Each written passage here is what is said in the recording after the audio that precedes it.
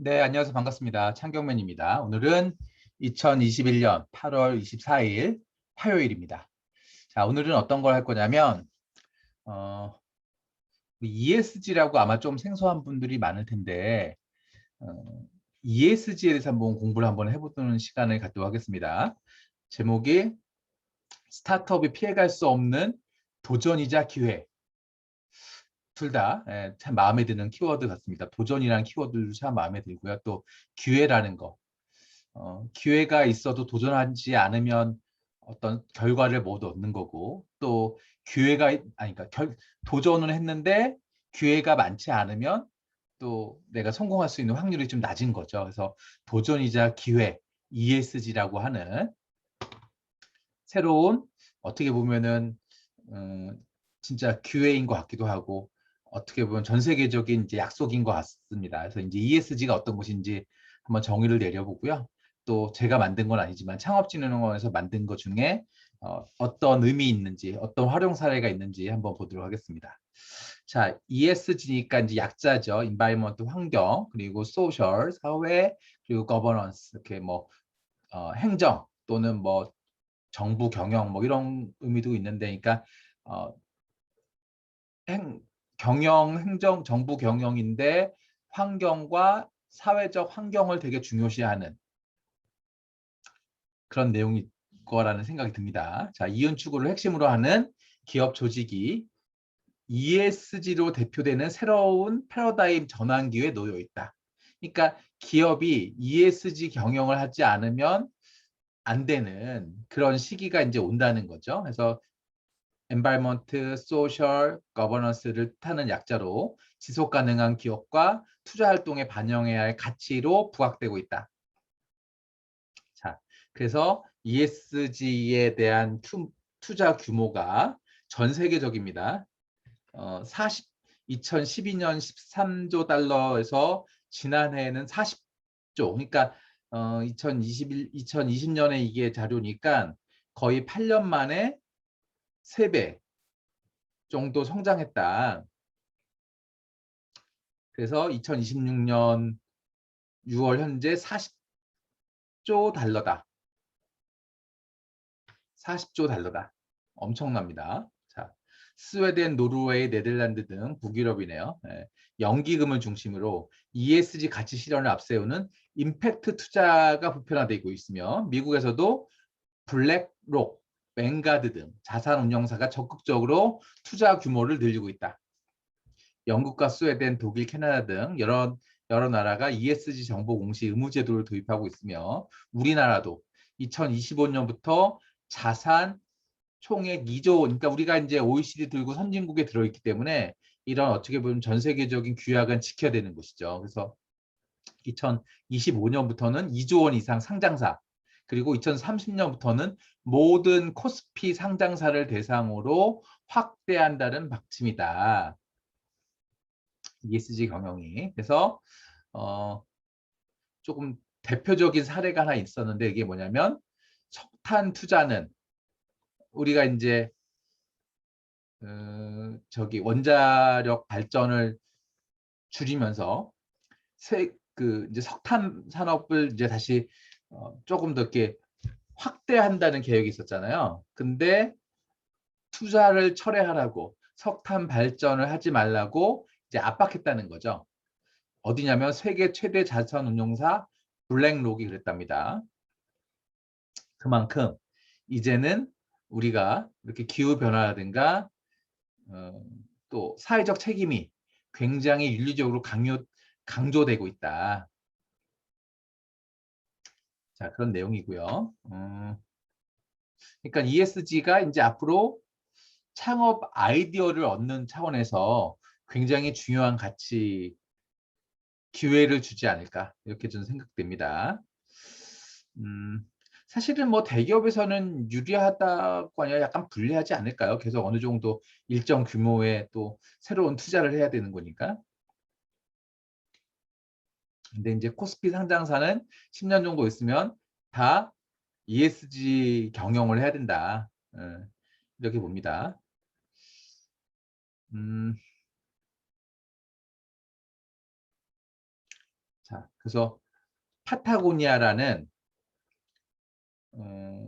여기가 저도 잘 몰랐는데 노스페이스에 이어 세계 2위 업체라네요. 2018년 매출 10억 달러. 10억 달러니까 어우. 네.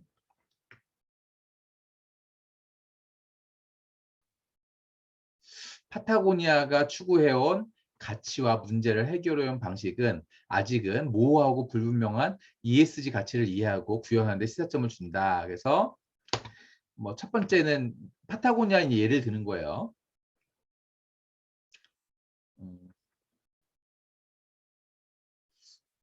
죽은 지구에서 어떠한 사업도 할 수 없다. 그러니까 요즘에 이제 뭐 지구 온난화도 그렇고 여러 가지 환경 문제가 굉장히 크게 대두되고 있지 않습니까? 그래서 이제 파타고니아 전신인 쉬나드 정부에서는 등반 장비인 강철 소재 피톤이 핵심 제품이었으나 바이오를 망가뜨리는 주범이 되고 있다는 사실에 접고 알루미늄 초크를 개발했다네요. 파타고니아는 농약을 쓰는 모카 재배가 환경 파괴의 주범이라는 사실을 접하고 1994년부터 유기농 목화 생산 체제로 전환했다. 그리고 둘째는 핵심 가치 구현과 확장을 위해 진정성 있는 노력을 지속적으로 기울여 나간다. 이게 강의가 뭐 제가 강의는 강의라기 하긴 좀 그렇지만 어떤 제 PPT가 아니니까 뭔가 이렇게 매끄럽지는 않은 것 같습니다. 하여튼 좀 이해해 주시고요. 이 자켓을 하지 마세요라고 하는 윤리적 소비를 강조한 유명 문구는 파타고니아 기업 정신을 보여주는 대표 사례를 꼽힌다. 그리고 이게 참 마음에 드는 것 같아요. 1986년부터 수익이 아닌 매출의 1%를 환경단체에 지원하고 있다. 파타고니아가. 그래서 그 매출 환경단체의 1%를 지원하는 것을 저는 마케팅으로 하지 않을까. 그래서 파타고니아를 한번 들어갔더니 옷이 굉장히 티셔츠 하나가 뭐 한 8만 원, 7만 원, 10만 원 이렇게 가던데 아유 비싸서 못 입겠습니다 저는. 그리고 셋째는 직원들의 복지를 중시하고 환경보호 활동을 적극적으로 장려한다. 파타고니아가. 그래서 그런 예로 뭐 식당은 다 유기농 구내식당으로 바꾸고 어린이집도 선제적으로 어린이집을 이제 회사 내에 도입했다는 거죠. 그리고 또 직원들이 환경단체에서 봉사활동을 하면 본사에서 일한 것과 동일하게 급여를 지급했다. 그러니까 급여를 지급했다는 게 환경단체에서 봉사하면 회사에서 근무한 것 같이 똑같이 어, 인정해준다. 사실은 우리나라 기업에서는 조금 쉽지 않은 결정인데 이게 저도 모르겠어요. 그러니까 물론 저기 이 담당자가 한 달 중에 뭐 며칠 정도 하루 이틀 정도만 그러는 거지 설마 한 달 내내 봉사만 한다고 회사에서 월급을 주지는 않겠죠. 그죠? 음, 이렇게 ESG 가치를 적극적으로 부각하여 투자 유치 및 시장에 진입에 성공하는 국내 스타트업 사회도 점점 늘어가고 있다. 그러니까 사실은 어,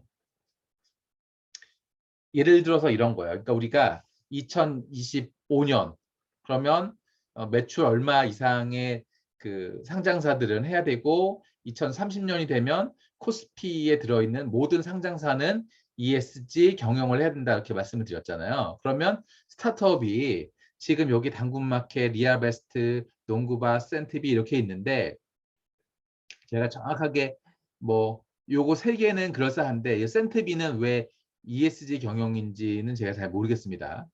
솔직히 잘 모르겠어요. 근데 이제 예를 들자면 동구바스 예를 하나 들어볼게요.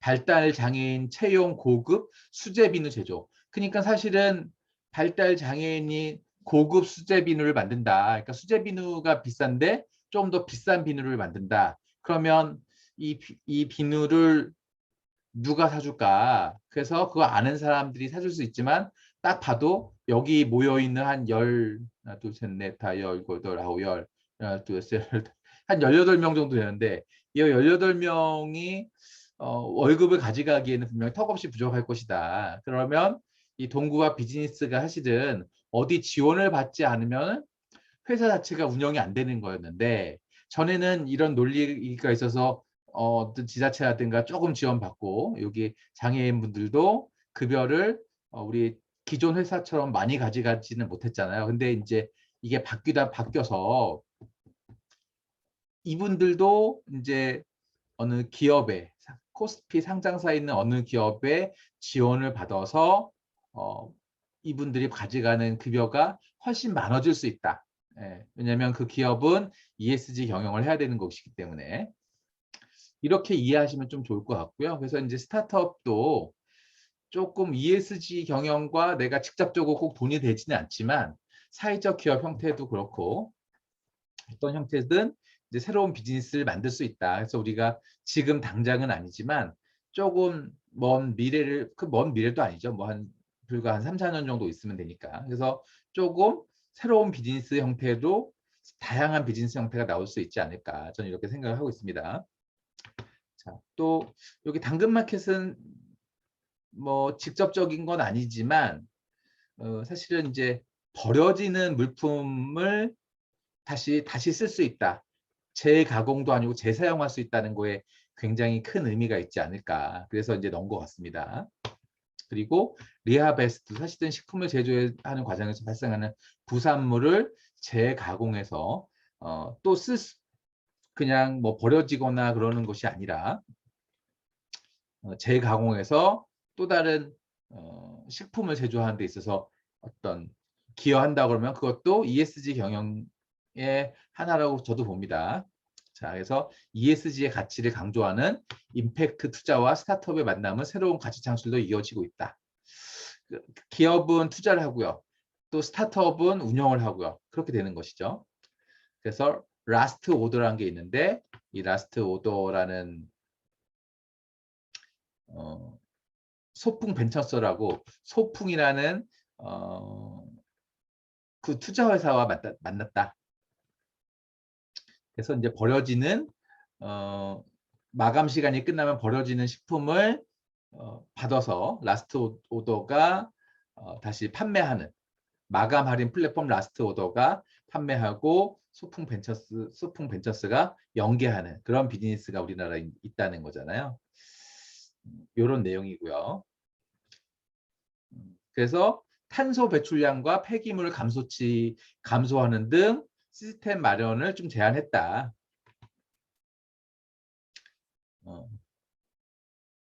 라스토는 그래서 한 70억 원 정도의 누적 투자를 받았다. 소풍 벤처스의 도움으로. 그런 스토리가 있네요. 자, 그리고 ESG 국내 스타트업 사례. ESG는 실제 사업 모델 내에서 구현하기 위한 스타트업의 자세는 남달라야 한다. 값비싼 초기 투자 비용을 감내해야 하는 것도 그중 하나. 그래서 비대면 스택 서비스 런드리고를 개발해서 제안하는 것 같습니다. 2019년 3월 국내 출시한 비대면 세탁 서비스 런드리고는 일회용 제품 대신에, 일회용 가방이라든가 벌어지는 것이 아니라 일회용 제품 대신에 다회용 빨래 수거함 런드런을 도입했다. 그러니까 이게 좀 긴 거니까 조금 뭐 큰 옷이라든가 겨울옷, 이불 이런 것도 이제 넣어서 비대면 세탁 서비스를 할 수 있게끔, 그래서 뭐 일회용품을 좀 줄일 수 있는 그런 서비스라고 저는 생각합니다. 자, 그리고 또 여기 면도기가 하나 나왔는데요. 보통의 이제 면도기들이 여기 내용에 나와 있는 것처럼 제품 원가는 이고 마케팅이 8이다 이런 얘기가 있는데, 이 위즐리나 와이즐리라고 하는 이 면도기는 바꾸겠다. 우리가 제품 제조를 8로 하고 마케팅에 2를 써서 좋은 제품을 제품 운송비와 화장품 원료 정보를 공개해 소비자들이 직접 목표 이행 여부를 확인할 수 있도록 하겠다. 그래서 가격 거품을 덜어낸 정직한 가격으로 판매를 하고 소비자에게 유리한 새로운 유통 구조를 만들겠다. 이런 슬로건을 가지고 저기 기업 이념을 가지고 판매하는 회사가 나오더라. 그래서 대기업 사례도 보면은 올해 초 GS그룹이 기술 스타트업 육성 프로그램인 더 GS 챌린지를 비롯 신한금융그룹의 스타트업 육성 프로그램 신한 퓨처스랩, SK 에코플랜트의 친환경 사업 투자 펀드 조성 등이 그 실례다. SK텔레콤과 카카오는 3천억 원 규모의 ESG 펀드를 함께 조성해 혁신 스타트업 지원에 나설 계획이다. 그러니까 SK텔레콤과 카카오가 ESG 지원 사업 관련해서 또 다양한 아이템을 모집할 수 있는 거지 않습니까? 그래서 우리가 또 ESG라는 주제를 가지고 창업 아이템을 얻을 수도 있다.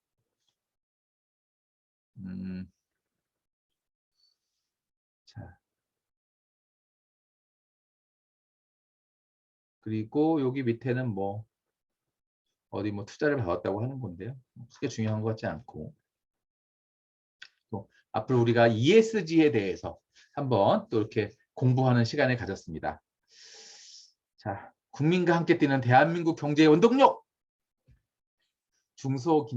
중소벤처기업부 창업진흥원에서 만든 자료를 가지고 제 창경맨이 ESG가 어떤 것인지 한번 저도 공부하고 알려드렸습니다. 자, 감사합니다. 오늘 방송은 여기서 마치도록 하겠습니다.